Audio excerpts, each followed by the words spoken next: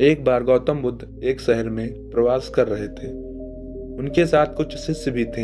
एक दिन उनके शिष्य शहर में घूमने के लिए निकले। वे शहर में घूम ही रहे थे कि तभी शहर के कुछ लोगों ने उन्हें अशब्द कहा।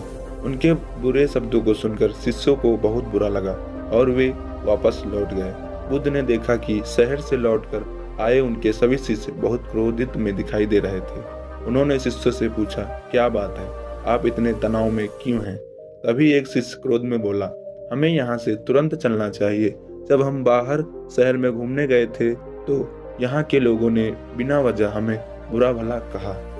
जिस जगह हमारा सम्मान नहीं हो वहाँ हमें नहीं रहना चाहिए। बुद्ध ने कहा, क्या किसी और जगह तुम अच्छे व्यवहार की अपेक्षा रखते हो? दूसरे शिष्य ने कहा, इस शहर से तो अच्छे लोग ही होंगे।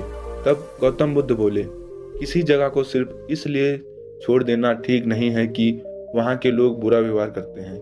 हमें तो कुछ ऐसा करना चाहिए कि जिस स्थान पर भी जाएं उस स्थान को तब तक नहीं छोड़े जब तक अपनी अच्छाइयों से वहाँ के लोगों को सुधार न दें। हम जिस भी स्थान पर जाएं वहाँ के लोगों का कुछ न कुछ भला करके ही वापस लौटें।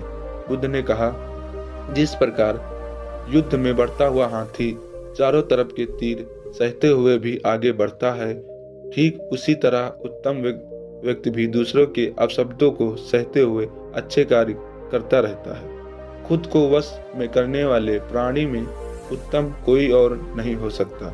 बुद्ध की बात शिष्यों को अच्छी तरह से समझ में आ गई और उन्होंने वहां से जाने का इरादा त्याग दिया।